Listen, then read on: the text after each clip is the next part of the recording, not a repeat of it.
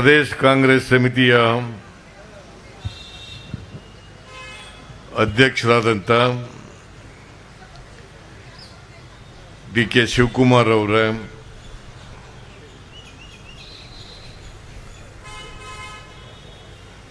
ಪ್ರದೇಶ ಕಾಂಗ್ರೆಸ್ ಸಮಿತಿಯ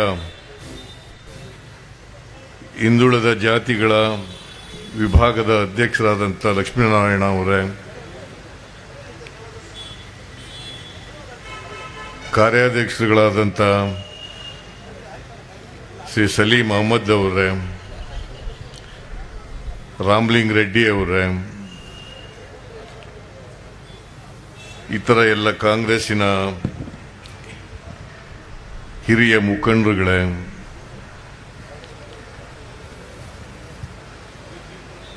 ಎಲ್ಲ ಮುಂಚೂಣಿ ಘಟಕಗಳ ಪದಾಧಿಕಾರಿಗಳೇ, ಇಲ್ಲಿ ಸೇರಿರ್ತಕ್ಕಂಥ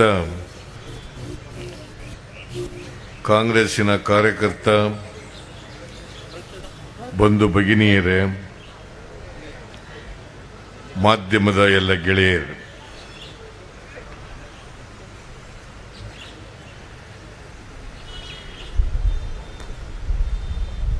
ಹಿಂದುಳಿದ ವರ್ಗಗಳ ವಿಭಾಗದ ವತಿಯಿಂದ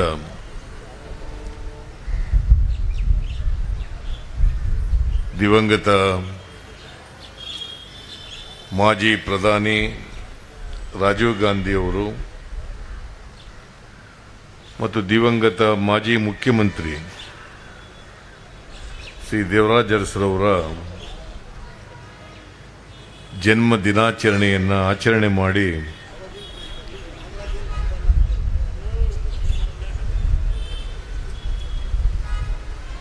ಇವತ್ತು ನಮ್ಮನ್ನೆಲ್ಲ ಅವ್ರನ್ನ ಸ್ಮರಿಸ್ಕೊಳ್ತಕ್ಕಂಥ ಅವಕಾಶವನ್ನು ಕಲ್ಪಿಸಿಕೊಟ್ಟಿದ್ದಾರೆ.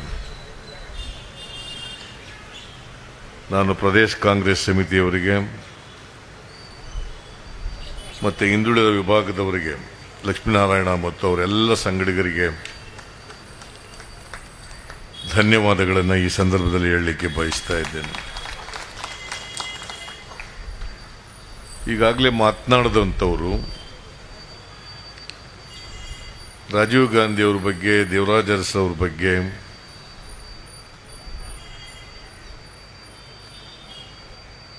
ಅವರು ಈ ಸಮಾಜಕ್ಕಾಗಿ, ನಾಡಿಗಾಗಿ, ದೇಶಕ್ಕಾಗಿ ಕೊಟ್ಟಂತ ಕೊಡುಗೆಗಳ ಬಗ್ಗೆ ಅನೇಕ ವಿಚಾರಗಳನ್ನು ಪ್ರಸ್ತಾಪ ಮಾಡಿದ್ದಾರೆ.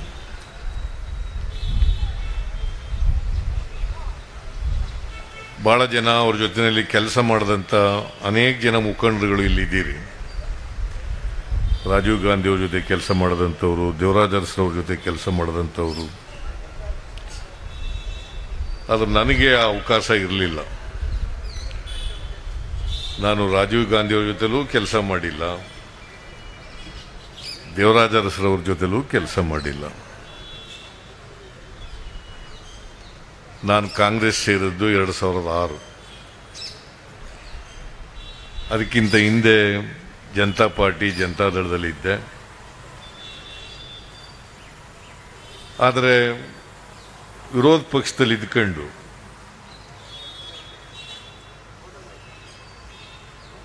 ದೇವರಾಜ ಅರಸರವರು ಮುಖ್ಯಮಂತ್ರಿಯಾಗಿ ಮಾಡಿದಂಥ ಕೆಲಸಗಳು, ರಾಜೀವ್ ಗಾಂಧಿ ಅವರು ಪ್ರಧಾನಮಂತ್ರಿಯಾಗಿ ಮಾಡಿದಂಥ ಕೆಲಸಗಳನ್ನು ನಾನು ವಿರೋಧ ಪಕ್ಷದಲ್ಲಿದ್ದರೂ ಕೂಡ ನೋಡಿದ್ದೀನಿ, ಕೇಳಿದ್ದೀನಿ.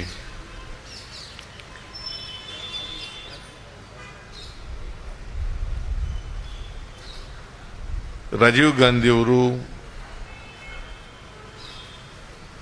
ಬಹಳ ಚಿಕ್ಕ ವಯಸ್ಸಕ್ಕೆ ಪ್ರಧಾನಮಂತ್ರಿ ಆದವರು. ಬಹುಶಃ ಅವರು ಪ್ರಧಾನಮಂತ್ರಿ ಆದಾಗ 40 ವರ್ಷ ಇರಬೇಕು ಅವ್ರಿಗೆ. 43 ವರ್ಷಗಳು. ಅತ್ಯಂತ ಕಿರಿಯ ವಯಸ್ಸಿನಲ್ಲೇ ಈ ದೇಶದ ಅಧಿಕಾರದ ಚುಕ್ಕಾಣಿ ಹಿಡಿತಕ್ಕಂಥ ಅವಕಾಶ ಸಿಕ್ಕಿತ್ತು.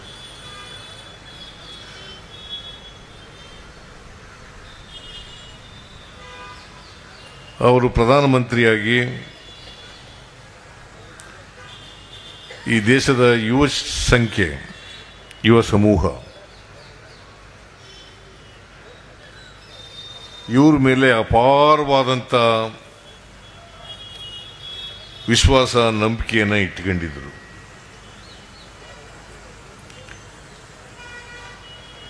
ಅವರು ಈ ದೇಶವನ್ನು 21ನೇ ಶತಮಾನಕ್ಕೆ ತಗೊಂಡು ಹೋಗಬೇಕು,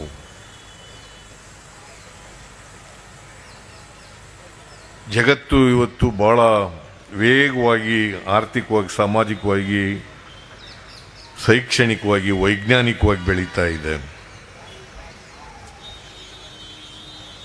ಅದರ ಜೊತೆಯಲ್ಲಿ ಸ್ಪರ್ಧೆ ಮಾಡಬೇಕಾದ್ರೆ ಜಗತ್ತಿನಲ್ಲಿ ನಾವು 21ನೇ ಶತಮಾನಕ್ಕೆ ದೇಶವನ್ನು ಸಜ್ಜುಗೊಳಿಸದೆ ಹೋದರೆ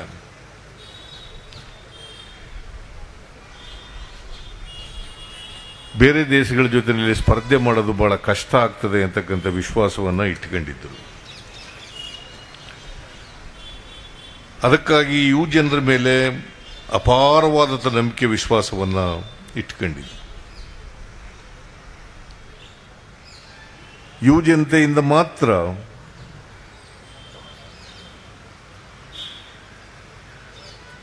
ಸಮಾಜದಲ್ಲಿ ವಿಕಾಸವನ್ನು ಕಾಣಲಿಕ್ಕೆ ಸಾಧ್ಯ ಆಗ್ತದೆ, ದೇಶದ ಬೆಳವಣಿಗೆಯನ್ನು ಕಾಣಲಿಕ್ಕೆ ಸಾಧ್ಯ ಆಗ್ತದೆ ಅಂತಕ್ಕಂಥ ಅಪಾರವಾದಂಥ ನಂಬಿಕೆಯನ್ನು ಇಟ್ಕೊಂಡಿದ್ದವರು ರಾಜೀವ್ ಗಾಂಧಿಯವರು. ಅದಕ್ಕಾಗಿ ಎಷ್ಟೇ ಜನ ಟೀಕೆ ಮಾಡಿದ್ರು ಕೂಡ ಲೆಕ್ಕಿಸ್ದೇನೆ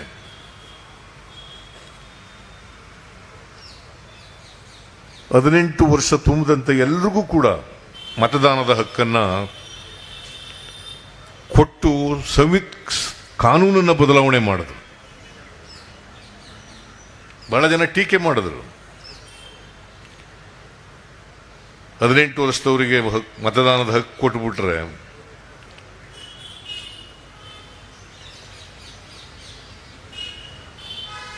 ಚುನಾವಣಾ ತೀರ್ಮಾನಗಳು ಸರಿಯಾದ ತೀರ್ಮಾನ ಆಗಲಿಕ್ಕೆ, ಪ್ರಬುದ್ಧ ತೀರ್ಮಾನ ಆಗಲಿಕ್ಕೆ ಸಾಧ್ಯ ಇಲ್ಲ ಅಂತಕ್ಕಂಥ ಮಾತುಗಳನ್ನು ಹೇಳಿದ್ರು. ಈ ದೇಶದ ಭವಿಷ್ಯ ರೂಪಿಸ್ತಕ್ಕಂಥ ಶಕ್ತಿ ಇರ್ತಕ್ಕಂಥದ್ದು ಯುವಕರಲ್ಲಿ.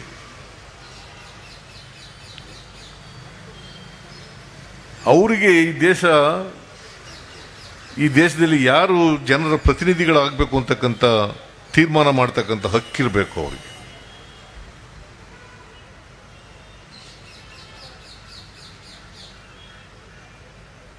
ನಾವು ಅನೇಕ 16 ವರ್ಷದವರಿಗೆ ಸೈನ್ಯಕ್ಕೆ ಸೇರಿಸ್ಕೊತಾ ಇದ್ದೀವಿ, 18 ವರ್ಷಕ್ಕೆ ಮತದಾನದ ಹಕ್ಕು ಕೊಟ್ಟರೆ ಅವರು ಪ್ರಬುದ್ಧ ತೀರ್ಮಾನ ಮಾಡಲ್ಲ ಅಂತ ಯಾಕೆ ನೀವು ಪ್ರಶ್ನೆ ಮಾಡ್ತೀರಿ?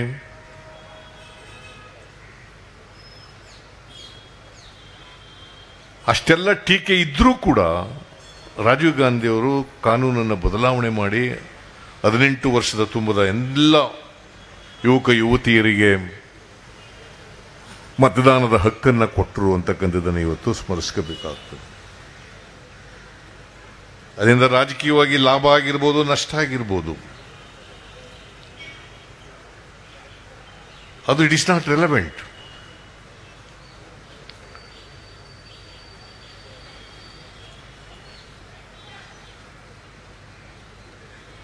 ಹಾಗೇನೆ ಇನ್ನೊಂದು ಮಹತ್ ಕಾರ್ಯ ಅವರು ಮಾಡೋದೇನಪ್ಪಾ ಅಂತಂದ್ರೆ,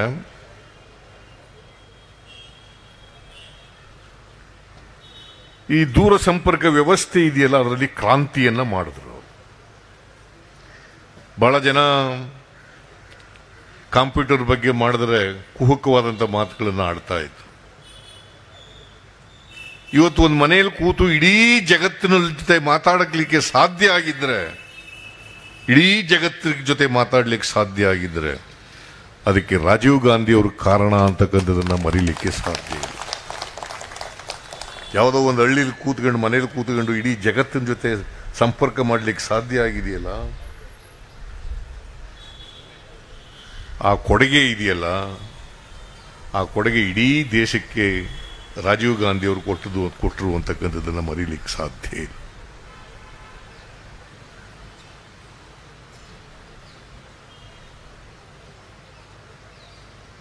ಹಾಗೇನೆ ಇವತ್ತು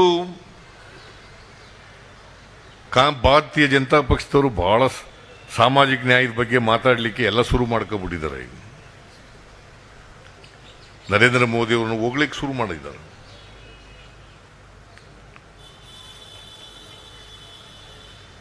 ಯಾವುದಾದ್ರೂ ಪಕ್ಷ ಇಡೀ ದೇಶದಲ್ಲಿ ಸಾಮಾಜಿಕ ನ್ಯಾಯಕ್ಕೆ ವಿರುದ್ಧವಾಗಿರ್ತಕ್ಕಂಥ ಪಕ್ಷ ಯಾವುದಾದ್ರು ಇದ್ರೆ ಅದು ಭಾರತೀಯ ಜನತಾ ಪಕ್ಷ ಅಂತಕ್ಕಂಥದ್ದನ್ನು ಯಾರೂ ಮರಿಬಾರದು. ಸಾಮಾಜಿಕ ನ್ಯಾಯಕ್ಕೆ ಮೀಸಲಾತಿಗೆ ವಿರುದ್ಧವಾಗಿರ್ತಕ್ಕಂಥ ಯಾವುದಾದ್ರೂ ಪಕ್ಷ ಇದ್ರೆ, ಪರಿವರ್ತನೆಗೆ ವಿರುದ್ಧವಾಗಿರ್ತಕ್ಕಂಥ ಪಕ್ಷ ಇದ್ರೆ ಅದು ಭಾರತೀಯ ಜನತಾ ಪಕ್ಷ. ನಿಮಗೆ ಸುಮ್ಮನೆ ಒಂದು ಉದಾಹರಣೆ, ಈಗ ರಾಹುಲ್ ಗಾಂಧಿ ಅವರು ಸಂವಿಧಾನಕ್ಕೆ 73, 74ನೇ ತಿದ್ದುಪಡಿ ತಗೊಬಂದರು. ರಾಜೀವ್ ಗಾಂಧಿ ಅವರು ಸಂವಿಧಾನಕ್ಕೆ 73, 74ನೇ ತಿದ್ದುಪಡಿಗಳನ್ನು ತಗೊಬಂದರು.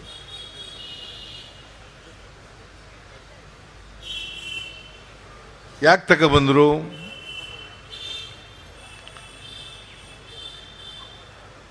ಯುವಕರು ನಾಯಕರಾಗಿ ಬೆಳೀಬೇಕು, ಎಲ್ಲರಿಗೂ ಅವಕಾಶಗಳು ಸಿಕ್ಕಬೇಕು. ಕೆಲವೇ ಜನ ಮಾತ್ರ ರಾಜಕಾರಣದಲ್ಲಿ ಅಧಿಕಾರದಲ್ಲಿ ಪಾಲನ್ನು ಪಡ್ಕೊಂಡ್ರೆ ಸಾಲದು. ಎಲ್ಲ ಜಾತಿಯ ಎಲ್ಲ ವರ್ಗದ ಜನರಿಗೂ ಕೂಡ ಪಾಲು ಸಿಕ್ಕಬೇಕು. ಅದರಲ್ಲಿ ಮಹಿಳೆಯರಿಗೂ ಕೂಡ ಸಿಕ್ಕಬೇಕು ಪಾಲು.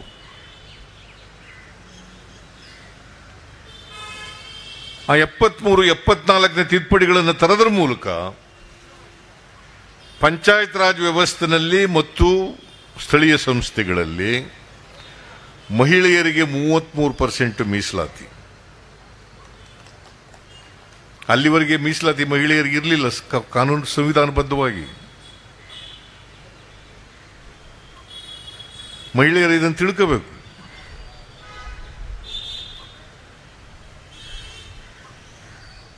ಹಿಂದುಳಿದವರಿಗೆ ಮೀಸಲಾತಿ 33% ಮೀಸಲಾತಿ.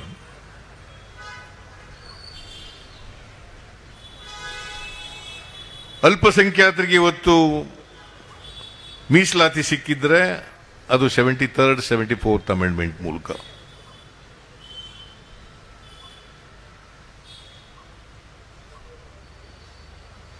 ಯಾಕಂದ್ರೆ 94ರಲ್ಲಿ ನಾನು ಒಂದು ಉಪಸಮಿತಿ ಸದಸ್ಯನಾಗಿದ್ದೆ, ಮೀಸಲಾತಿ ಕೊಡಬೇಕು ಅಂತೇಳಿ.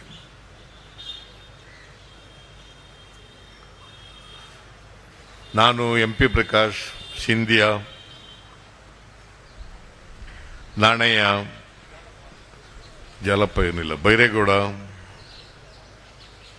ಜಾಲಪ್ಪ ಉಪಸಮಿತಿಯಲ್ಲಿ ಇರಲಿಲ್ಲ. ನಾವೆಲ್ಲರೂ ಒಂದು ವರದಿ ಕೊಟ್ಟು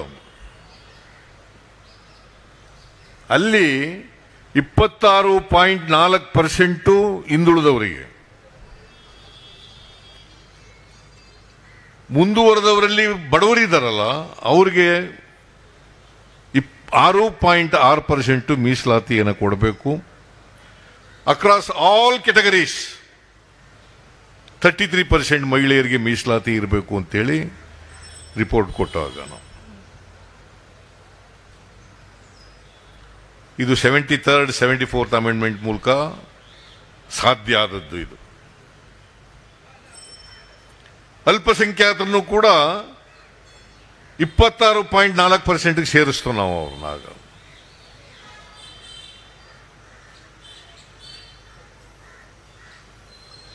ಇದು 95ನಲ್ಲಿ ತಾಲೂಕು ಪಂಚಾಯತಿ, ಜಿಲ್ಲಾ ಪಂಚಾಯತಿ ಚುನಾವಣೆ ಬಂದಿತ್ತು. ಆ ಸಂದರ್ಭದಲ್ಲಿ ಇದನ್ನು ಮಾಡಿದ್ದು. ಗ್ರಾಮ ಪಂಚಾಯತಿ ಚುನಾವಣೆ ಮೊದಲೇ ನಡೆದು ಬಿಟ್ಟಿತ್ತು.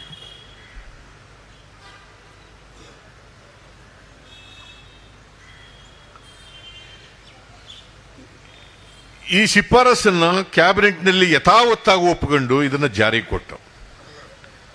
18% ಪರಿಶಿಷ್ಟ ಜಾತಿ ಪರಿಶಿಷ್ಟ ವರ್ಗದವರಿಗೆ, 30% ಹಿಂದುಳಿದ ಜಾತಿಯವರಿಗೆ, ಒಟ್ಟು 51% ಮೀಸಲಾತಿ. Across all categories 33% women reservation. ಮತ್ತು ಅಲ್ಲಿವರೆಗೆ ಪರಿಶಿಷ್ಟ ಜಾತಿ ಪರಿಶಿಷ್ಟ ವರ್ಗದ ಅವರಿಗೆ ಅಧ್ಯಕ್ಷ ಉಪಾಧ್ಯಕ್ಷ ಸ್ಥಾನದಲ್ಲಿ ಮೀಸಲಾತಿ ಇರಲಿಲ್ಲ.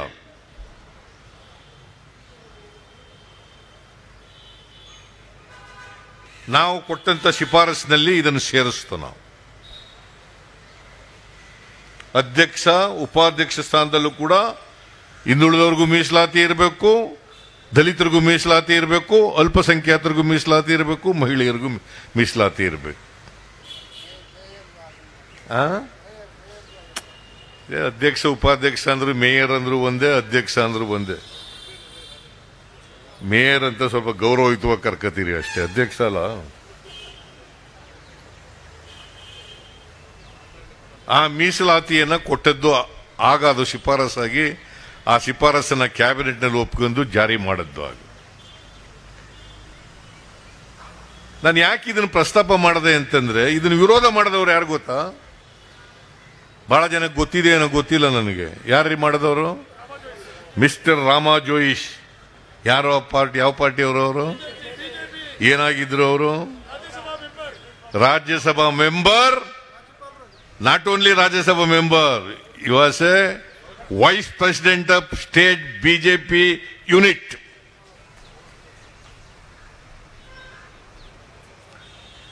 ಆಗ ಈ ಯಡಿಯೂರಪ್ಪ, ಈಶ್ವರಪ್ಪ, ಅನಂತಕುಮಾರ ಎಲ್ಲೋಗಿದ್ರಂತೆ ಇವರು ಗಿರಾಕಿಗಳು. ಈಶ್ವರಪ್ಪ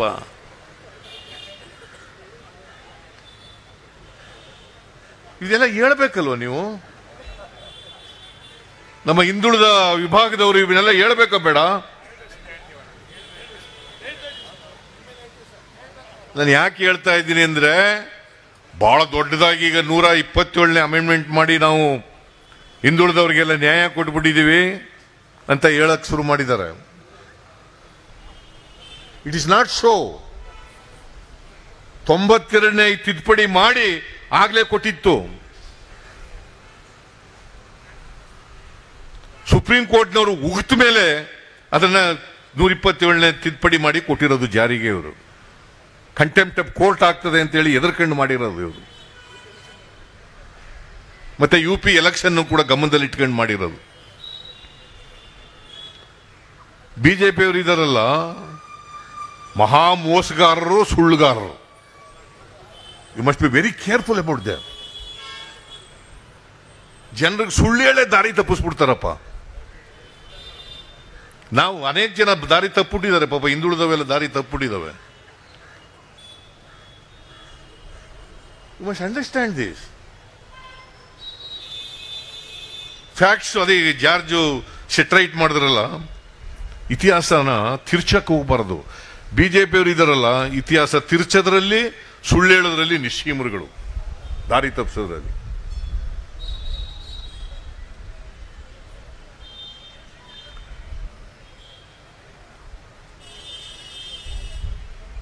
ಏನ್ ಕಳ್ಳರುಗಳು ನೋಡಿ ಇವರು. 127 ತಿದ್ದುಪಡಿ ಇವರೇ ಮಾಡಿ, ಇವರೇ ಮೆಡಿಕಲ್ ಡೆಂಟಲ್ ಎಲ್ಲ ಇವರೇ ಕೊಟ್ಟಾಗ ಮಾತಾಡ್ತಾ ಇದ್ದಾರೆ. ಅದು 92nd ಅಮೆಂಡ್ಮೆಂಟ್ ನಲ್ಲೇ ಆಗಿರೋದು. ಸುಪ್ರೀಂ ಕೋರ್ಟ್ಗೆ, ಮದ್ರಾಸ್ನಲ್ಲಿ ಹೈಕೋರ್ಟ್ಗೆ ಹೋಗಿ ಅವರೆಲ್ಲ ಕೋರ್ಟ್ನವರೆಲ್ಲ ಉಗಿದ ಮೇಲೆ ಮಾಡಿರೋದು. ಕಂಟೆಂಪ್ಟ್ ಆಗ್ತದೆ ಅಂತೇಳಿ ಮಾಡಿರೋದು. ಈಗ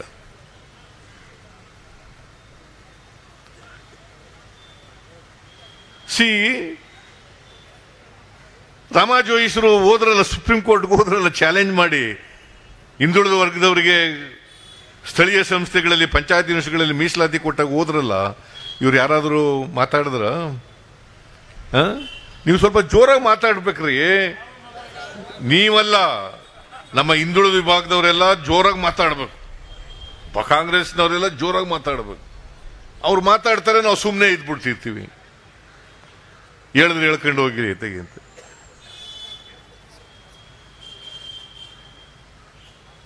ರಾಮಾ ಜೋಯಿಸು ಚೀಫ್ ಜಸ್ಟಿಸ್ ಆಗಿದ್ದವರು, ಪಕ್ಷದ ಉಪಾಧ್ಯಕ್ಷರಾಗಿದ್ದವರು.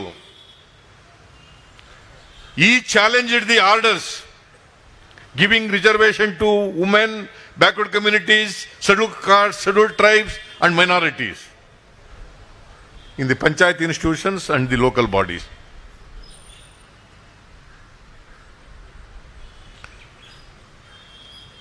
ಲಕಿಲಿ ಫಾರ್ ಅಸ್ ಅದು ಅವ್ರು ಹಾಕಿದಂತ ಪೆಟಿಷನ್ ಅವರೇ ಆರ್ಗ್ಯುಮೆಂಟ್ ಮಾಡಿದ್ರು ಹೋಗಿ Rama Jois. That petition was dismissed fortunately for us. ಇವ್ರು ಯಾರಾದರೂ ಹೇಳಿದ್ರು ವೈಸ್ ಪ್ರೆಸಿಡೆಂಟ್ ಆಗಿದೆಯಪ್ಪ ನೀನು ಬಿಜೆಪಿ, ನೀನು ರಾಜ್ಯಸಭಾ ಸದಸ್ಯನಾಗಿದ್ಯಾ ರಾಮಾ ಜೋಯಿಸ್ರೆ, ಕೋರ್ಟ್ಗೆ ಹಾಕ್ಬೇಡಿ, ಚಾಲೆಂಜ್ ಮಾಡಬೇಡಿ ಅಂತ ಬಿಜೆಪಿ ಅವ್ರು ಹೇಳಿದ್ರ?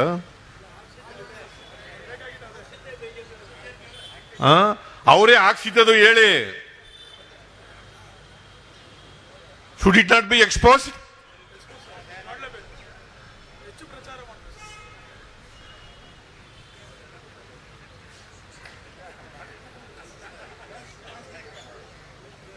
ಏನ್ ಹೆಂಗೆ ನಾಟಕ, ಎಂತ ನಾಟಕ ಆಡ್ತಾರೆ ನೋಡ್ರಿ ಅವರು. ರಾಜೀವ್ ಗಾಂಧಿ ಅವರು ಮಾಡಿದ್ದನ್ನ ವಿರೋಧ ಮಾಡಿ ಸುಪ್ರೀಂ ಕೋರ್ಟ್ಗೆ ಹೋದವರು ರಾಮಾ ಜೋಯಿಸ್ರು ಅದ್ರ ಬಗ್ಗೆ ಮಾತಾಡಲ್ಲ.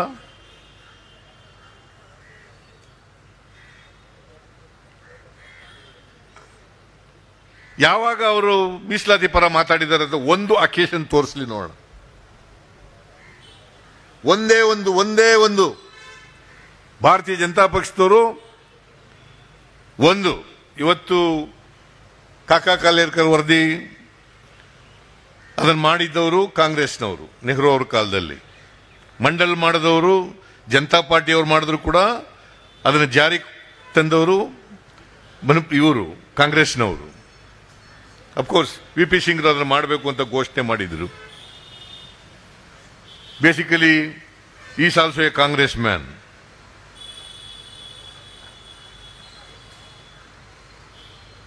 ಮಂಡಲ್ ಕಮಿಷನ್ ವರದಿ ಜಾರಿ ಕೊಡ್ತೀವಿ ಅಂತಂದಾಗ ಶಾಲಾ ಮಕ್ಕಳನ್ನ ಎತ್ಕಟ್ಟಿ ಆತ್ಮಹತ್ಯೆ ಮಾಡ್ಕೊಳ್ಳಿಕ್ಕೆ ಪ್ರಚೋದನೆ ಮಾಡಿದವರು ಯಾರು? ಹೈಯರ್ ಲರ್ನಿಂಗ್ ಇನ್ಸ್ಟಿಟ್ಯೂಷನ್ಗಳಲ್ಲಿ ಮೀಸಲಾತಿ ಕೊಟ್ಟಾಗ ವಿರೋಧ ಮಾಡಿದವರು ಇದೇ ಅನಂತ್ ಕುಮಾರ್. ಸತ್ತೋಗಿದ್ದಾರೆ ಪಾಪ, ಈಗ ಇಲ್ಲ. ಇಲ್ಲಿ ಬಿಜೆಪಿಯವರು ಯಡಿಯೂರಪ್ಪ, ಈಶ್ವರಪ್ಪ ಇವರೇ ವಿರೋಧ ಮಾಡಿದವರು ಬೆಂಗಳೂರಿನಲ್ಲಿ.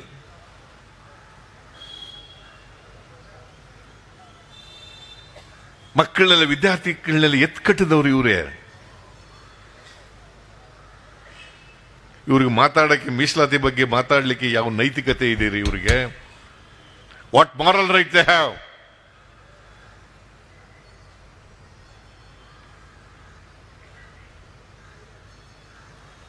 ಬಿಜೆಪಿ ಆಲ್ ಅಲಾಂಗ್ ಸೋಷಿಯಲ್ ಜಸ್ಟಿಸ್ಗೆ, ಮೀಸಲಾತಿಗೆ ವಿರುದ್ಧವಾಗಿರ್ತಕ್ಕಂಥ ಪಕ್ಷ. ಅದು ದೇವರಾಜ ಅರಸ್ನವರು ಅವನೂರು ಆಯೋಗ ಮಾಡದಿರ್ಬೋದು, ಮಂಡಲ್ ಆಯೋಗ ಮಾಡದಿರ್ಬೋದು, ಕಾಕಾ ಕಾಲೇಲ್ಕರ್ ವರದಿ ಇರ್ಬೋದು, ಬೇರೆ ವೆಂಕಟಸ್ವಾಮಿ ವರದಿ ಇರ್ಬೋದು, ಚಿನ್ನಪ್ಪ ರೆಡ್ಡಿ ವರದಿ ಇರ್ಬೋದು,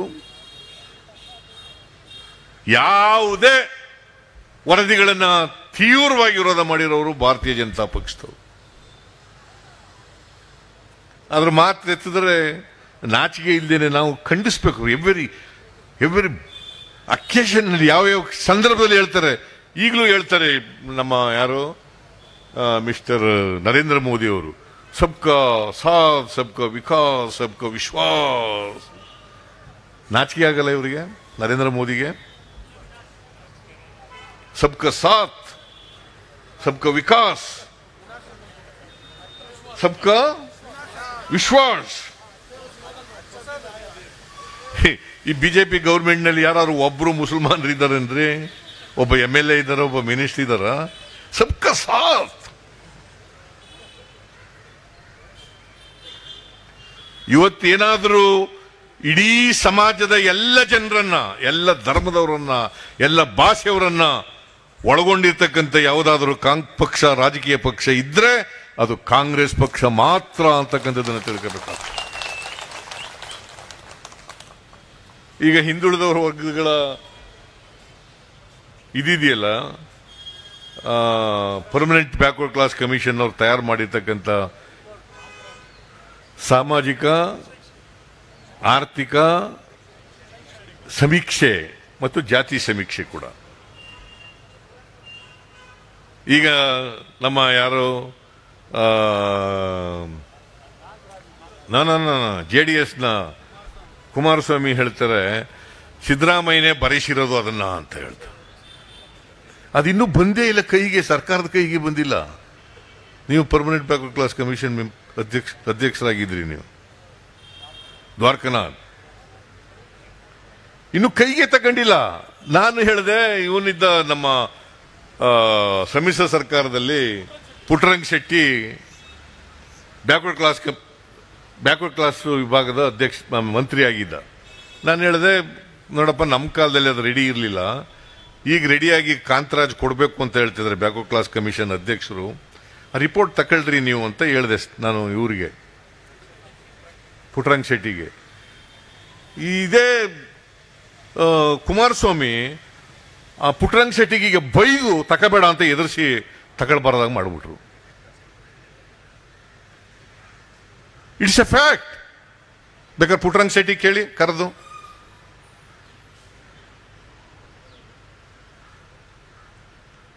ನಾನು ಆಯ್ತು ಬಿಡಪ್ಪ, ಸಮ್ಮಿಶ್ರ ಸರ್ಕಾರ ಯಾಕೆ ಜಗಳಾಡೋದು ಬೇಡ ಅಂದ್ಬಿಟ್ಟು ಸುಮ್ಮನೆ ಆಗ್ಬಿಟ್ಟೆ. ನಾನೇ ಕೋಆರ್ಡಿನೇಷನ್ ಕಮಿಟಿ ಚೇರ್ಮನ್ ಆಗಿದ್ನಲ್ಲ, ಜಗಳ ಬೇಡ ಬಿಡ್ರಿ ಅತೆಗೆ ಅಂದ್ಬಿಟ್ಟು ಸುಮ್ಮನೆ ಆಗ್ಬಿಟ್ಟೆ. ಪಾಪ ಪುಟ್ಟರಂಗ ಶೆಟ್ಟಿ ಎದುರ್ಕೊಂಡು ತಗೊಳ್ದೆ ಹೋದ. ಈಗ ಆಯ್ತು, ಅವ್ರು ತಗೊಳ್ಳಿಲ್ಲ. ಇವರು ಹೊರಗಡೆ ಬಂದು ಈಶ್ವರಪ್ಪ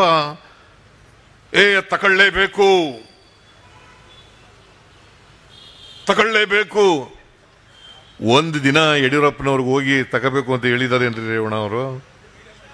ಹೇಳಪ್ಪ ನೀನು ರೇವಣ್ಣ.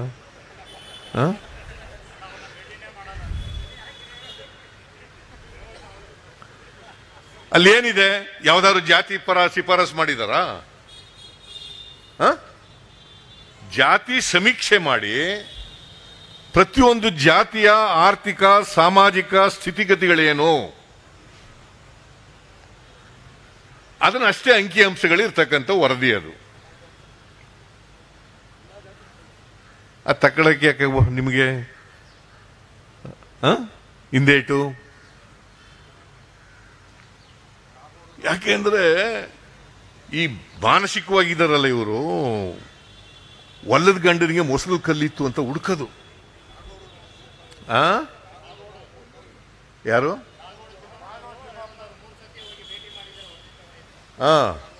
3 ಸಾರಿ ಹೋದ್ರು ಕೂಡ ತಗೊಳ್ಳಿಲ್ಲ, ಮಾಡಲ್ಲ,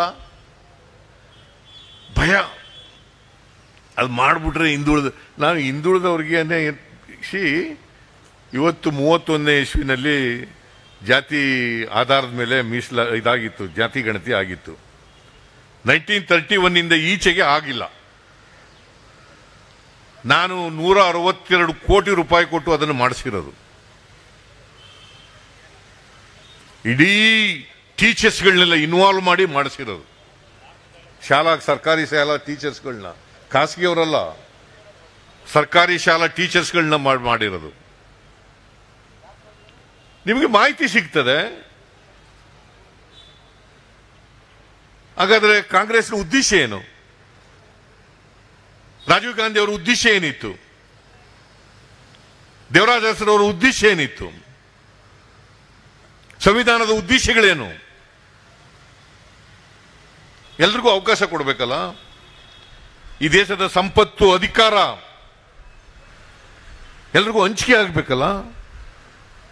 ನಿಮ್ಗೆ ಅಂಕಿಅಂಶಗಳೇ ಇಲ್ಲದೆ ಹೆಂಗ ಮುಖ್ಯವಾಹಿನಿ ತಗೊಬರ್ತೀರಿ ಎಲ್ಲರೂ? ಅಂಬೇಡ್ಕರ್ ಅವ್ರು ಏನ್ ಹೇಳಿದ್ರು? ಬಾಬಾ ಸಾಹೇಬ್ ಅಂಬೇಡ್ಕರ್ ಅವ್ರು ಏನ್ ಹೇಳಿದ್ದಾರೆ? 2 ವಿಚಾರಗಳನ್ನ ಜ್ಞಾಪಕ ಇಟ್ಕೋಬೇಕು ಅಂಬೇಡ್ಕರ್ ಹೇಳಿರೋದನ್ನ. ಒಂದು, ಈ ಸಂವಿಧಾನ ಬಹಳ ಶ್ರೇಷ್ಠವಾದಂಥ ಸಂವಿಧಾನ ನಿಜ, ಆದರೆ ಇದನ್ನ ಇಂಪ್ಲಿಮೆಂಟ್ ಮಾಡೋರು ಅವ್ರಿಗೆ ಬದ್ಧತೆ ಇದೆಯಾ ಸಂವಿಧಾನಕ್ಕೆ ಅನ್ನೋದು ಬಹಳ ಮುಖ್ಯ ಆಗ್ತದೆ ಅಂತ.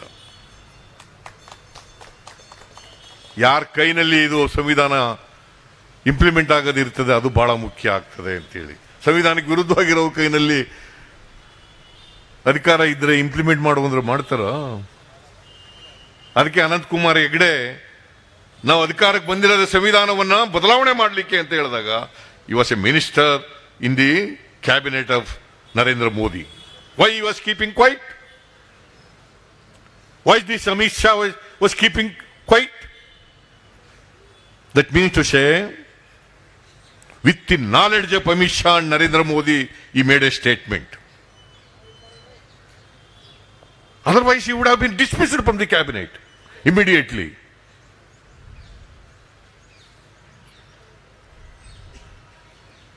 ಅಲ್ಲ, ಇಡೀ ಭಾರತೀಯ ಜನತಾ ಪಕ್ಷ ವಿರುದ್ಧವಾಗಿರೋದ್ರಿಂದಲೇ ಈ ತರ ಆಗ್ತಾ ಇರೋದು.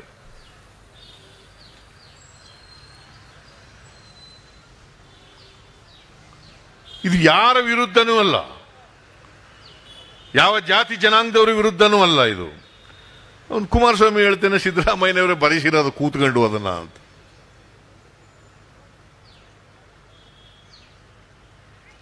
ಇದಕ್ಕಿಂತ ಸುಳ್ಳು ಬೇರೆ ಯಾವುದು ಸಿಗ್ಲಿಕ್ಕೆ ಸಾಧ್ಯ ಇಲ್ಲ. ಕೆಲವರು ಸುಳ್ಳು ಹೇಳೋದ್ರಲ್ಲೇ ನಿಸ್ಸೀಮರು, ಸುಳ್ಳು ಆಪಾದನೆಗಳು ಮಾಡೋದ್ರಲ್ಲೇ ನಿಸ್ಸೀಮರು.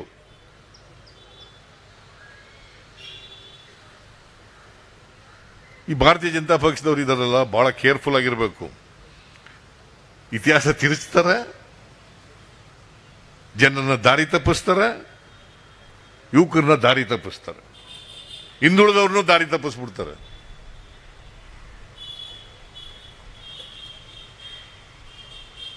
ನಾವು ಒಂದೊಂದ್ಸಾರಿ ಪಾಪ ಸ್ವಾರ್ಥಕ್ಕೋಸ್ಕರ ಬಿಜೆಪಿ ಆದ್ರೆ ಏನಂತೆ, ನಮಗೇನು ಟಿಕೆಟ್ ಎ ಗ್ರೂಪ್ ಮಾಡ್ಬಿಟ್ಟಿದೀವಲ್ಲ, ಅಲ್ಲಿ ಟಿಕೆಟ್ ಸಿಕ್ಕಿದ್ರೆ ಅಲ್ಲೂ ನಿಂತ್ಕೋ, ಇಲ್ಲಿ ಟಿಕೆಟ್ ಸಿಕ್ಕಿದ್ರೆ ಇಲ್ಲೂ ನಿಂತ್ಕೋ ಅತ್ತಾಗಿ.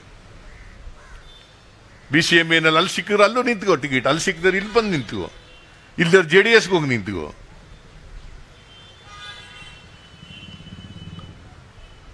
See, all people, ಕಾಂಗ್ರೆಸ್ನಲ್ಲಿರ್ತಕ್ಕಂಥ ಬ್ಯಾಕ್ವರ್ಡ್ ಕ್ಲಾಸ್ನವರು, ದೇ ಹ್ಯಾವ್ ಕಮಿಟ್ಮೆಂಟ್, ಕನ್ವಿಕ್ಷನ್. ಯಾರಿಗೆ ಕಮಿಟ್ಮೆಂಟ್ ಮತ್ತು ಕನ್ವಿಕ್ಷನ್ ಇರ್ತದೆ ಅವರು ಮಾತ್ರ ಸಾಮಾಜಿಕ ನ್ಯಾಯದ ಪರವಾಗಿರ್ಲಿಕ್ಕೆ ಸಾಧ್ಯ ಆಗ್ತದೆ. ಅದನ್ನೇ ರಾಜೀವ್ ಗಾಂಧಿ ಅವರು ಬಯಸಿದ್ದು, ಅದನ್ನೇ ದೇವರಾಜ ಅರಸು ಬಯಸಿದ್ದು. Those who do not have conviction and commitment ಅಧಿಕಾರ ಸಿಕ್ಕಿದಾಗ ಹೋಯ್ತಾ ಇರ್ತಾರೆ. ಎಲ್ಲಿ ಸಿಗುತ್ತೆ ಅಲ್ಲಿ ಹೋಗಿ ತೆಗೆ. ಆಮೇಲೆ ಫೋನ್ ಮಾಡಿದ್ರೆ ಏನಯ್ಯ ನೀನು BJP ಅದು ಎಲ್ಲಿದ್ರು ನಿಮ್ಮ ಕಡೆಯವನೇ ಕಾಣೋಣ ಅಂತ ಅಂದ್ಬಿಡೋದು ನನಗೆ. ಅಲ್ಲಪ್ಪ, ಅಲ್ಲಿ ಹೊಂಟೋಗಿದೆಯಲ್ಲೋ BJPಗೆ ಅಂತಂದ್ರೆ ಅಲ್ಲಿದ್ರು ನಿಮ್ಮ ಕಡೆಯವನೇ ಕಾಣೋಣ ಅಂತ ಅನ್ನೋದು. ಎಂಥ ಕಳ್ಳರುಗಳು ನೋಡಿ ಇವರು.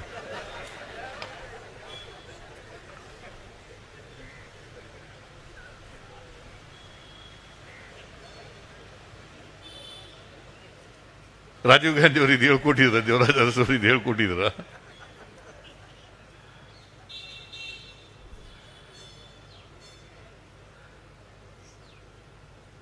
ದೇವರಾಜ ಅರಸರವರು ಇದಾರಲ್ಲ, ಕಾಂಗ್ರೆಸ್ನ ಎಲ್ಲ ಕಾರ್ಯಕ್ರಮಗಳನ್ನು ಕೂಡ ಯಥಾವತ್ತಾಗಿ ಅದನ್ನ ಜಾರಿಗೆ ತಂದವರು ದೇವರಾಜ ಅರಸರವರು ಅಂತಕ್ಕಂಥದ್ದನ್ನು ಇವತ್ತು ನೆನಪಬೇಕಾಗ್ತದೆ. ಅದು ಭೂ ಸುಧಾರಣೆ ಕಾಯ್ದೆ ಇರ್ಬೋದು, ಮಲಾವರ ಪದ್ಧತಿ ಇರ್ಬೋದು, ಜೀತ ವಿಮುಕ್ತಿ ಇರ್ಬೋದು, ಸಾಲ ಎಂಥದ್ದು ಋಣಮುಕ್ತ ಕಾನೂನು ಇರ್ಬೋದು, ಸಾಮಾಜಿಕ ನ್ಯಾಯ ಇರ್ಬೋದು. ಹುಡುಕಿ ಹುಡುಕಿ ಹುಡುಕಿ ಯಾರು ಬಹುಶಃ ಕನಸಿನಲ್ಲಿ ವಿಧಾನಸೌಧ ಮೆಟ್ಲತ್ತಕ್ಕಾಯ್ತಿರಲ್ಲ ಅಂಥವ್ರನ್ನ ಹುಡುಕಿ ವಿಧಾನಸಭೆಗೆ ಕರ್ಕ ಬಂದರು ಅವ್ರನ್ನ. That is the great contribution of mister Devaraj. ಅಲ್ಲಿವರೆಗೆ ವಿಧಾನಸೌಧಕ್ಕೆ ನಾವು ಹೋಗ್ತೀನಿ ಅಂತ ಯಾರು ಕನಸು ಕಂಡಿರಲಿಲ್ಲ, ಅಂಥವ್ರನ್ನೆಲ್ಲ ಹುಡುಕಿ ಹುಡುಕಿ ಕರ್ಕ ಬಂದರು. ಯಾವ ಜಿಲ್ಲೆಗಳಲ್ಲಿ ನಾನು ಅಸೆಂಬ್ಲಿ ನಿಂತ್ಕೊತೀನಿ ಅಂತ ಕನಸು ಕಂಡು ಇರ್ತಿರ್ಲಿಲ್ವೋ ಅಲ್ಲಿ ಟಿಕೆಟ್ ಕೊಟ್ಬಿಟ್ಟಿದ್ರು. ಮಂಡ್ಯದಂಥ ಜಿಲ್ಲೆನಲ್ಲಿ KR-ಪೇಟೆನಲ್ಲಿ ಒಬ್ಬ ಕುರುಬರಿಗೆ, ಆಮೇಲೆ ಶ್ರೀರಂಗಪಟ್ಟಣದಲ್ಲಿ ಅವ್ರು ಯಾವುದೋ ಜಾತಿ, ಅವರು ಸಣ್ಣ ಜಾತಿ, ಶಿಕಾರಿಪುರದಲ್ಲಿ ಯಂಗ್ಟಪ್ಪನ್ ಕೊಟ್ಟು ಟಿಕೆಟ್ ಕೊಟ್ಟು ಗೆಲ್ಲಿಸ್ಬಿಟ್ರು. IPD ಸಾಲಪ್ಪ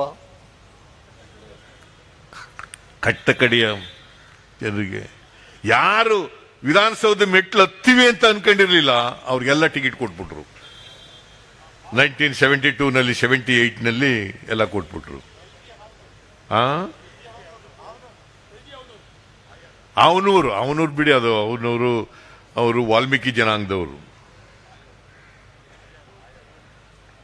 ಅವರು ಆಯೋಗ ಮಾಡಿ ಆಗ ಮೊದಲನೇ ಬಾರಿಗೆ ಕರ್ನಾಟಕದಲ್ಲಿ ಅಲ್ಲಿವರೆಗೆ ದೇವರಾಜ ಅರಸನವರು ಬರೋವರೆಗೆ ಮೀಸಲಾತಿ ಇರಲಿಲ್ಲ, ಉದ್ಯೋಗದಲ್ಲಿ ಮತ್ತು ಶಿಕ್ಷಣದಲ್ಲಿ ಮೀಸಲಾತಿ ಇರಲಿಲ್ಲ.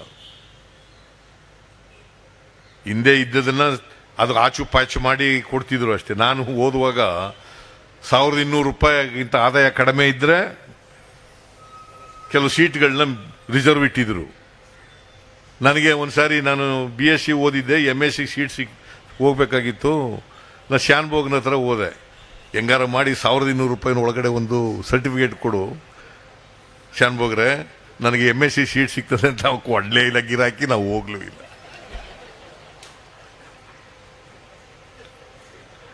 That is in the year 1968.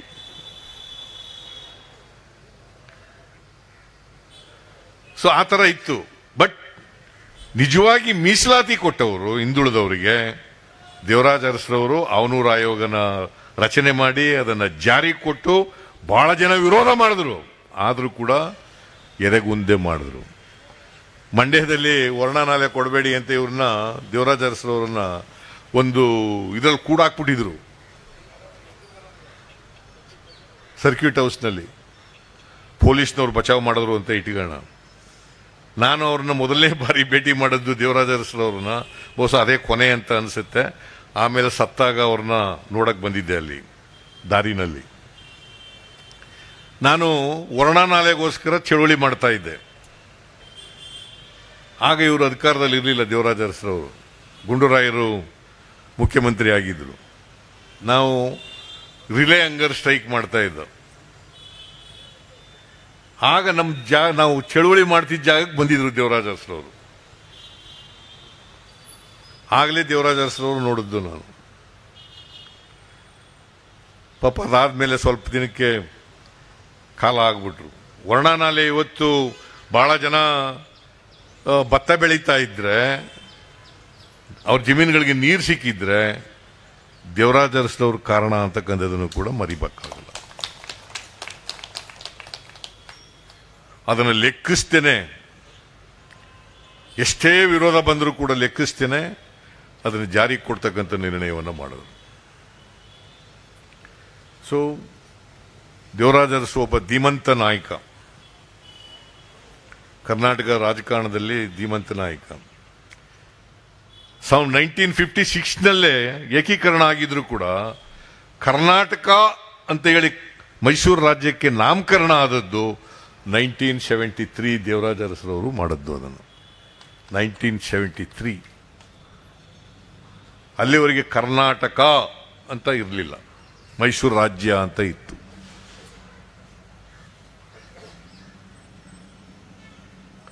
ಇಂಥ ಅನೇಕ ನೆನಕೊಳ್ತಕ್ಕಂಥ ಕೆಲಸಗಳನ್ನು ದೇವರಾಜ ಅರಸನವ್ರು ಮಾಡಿದ್ದಾರೆ, ರಾಜೀವ್ ಗಾಂಧಿ ಅವರು ಮಾಡಿದ್ದಾರೆ. ಅವೆಲ್ಲ ಕೂಡ ಈಗ ನಮಗೆ ಸ್ಫೂರ್ತಿ. ನಾನು ಎಲ್ಲ ಕಾಂಗ್ರೆಸ್ನ ಹಿಂದುಳಿದ ವರ್ಗದವರಿಗೆ ಪರ್ಟಿಕ್ಯುಲರ್ಲಿ ಮತ್ತೆ ಇನ್ ಜನರಲ್ ಎಲ್ಲ ಕಾಂಗ್ರೆಸ್ ಕಾರ್ಯಕರ್ತರಿಗೆ, ಭಾರತೀಯ ಜನತಾ ಪಕ್ಷ ಇದೆಯಲ್ಲ, not only it is corrupt, not only it is giving mall administration, it is totally against constitution, it is totally against social justice, it is totally against reservation. Don't be any confusion about these things. ಇಂದ aggressive ಆಗಿ ನಾವು ರಾಜೀವ್ ಗಾಂಧಿ ಅವರು ಮಾಡದಂಥ ಕೆಲಸಗಳನ್ನು, ದೇವರಾಜ ಅರಸರವರು ಮಾಡದಂಥ ಕೆಲಸಗಳನ್ನು, ಒಟ್ಟಾರೆಯಾಗಿ ಕಾಂಗ್ರೆಸ್ ಮಾಡದಂಥ ಕೆಲಸಗಳನ್ನು, ಸಂವಿಧಾನದ ಉದ್ದೇಶಗಳನ್ನು ಜನರಿಗೆ ತಿಳಿಸ್ತಕ್ಕಂಥ ಕೆಲಸ ಮಾಡ್ತಕ್ಕಂಥದ್ದೇ ಈ ಈರುವರು ನಾಯಕರಿಗೆ ನಾವು ಸಲ್ಲಿಸ್ತಕ್ಕಂಥ ಗೌರವ ಅಂತಕ್ಕಂಥ ಮಾತುಗಳನ್ನು ಈ ಸಂದರ್ಭದಲ್ಲಿ ಹೇಳಿ, ನನಗೆ ಇಲ್ಲಿ ಮಾತಾಡಲಿಕ್ಕೆ ಅವಕಾಶ ಕಲ್ಪಿಸಿಕೊಟ್ಟಂಥ ಹಿಂದುಳಿದ ವಿಭಾಗದವರಿಗೆ ಮತ್ತು ನಿಮ್ಮೆಲ್ಲರಿಗೂ ಕೂಡ ನಮಸ್ಕರಿಸಿ ನನ್ನ ಮಾತು ಮುಗಿಸ್ತೇನೆ. ಜೈ ಹಿಂದ್, ಜೈ ಕರ್ನಾಟಕ.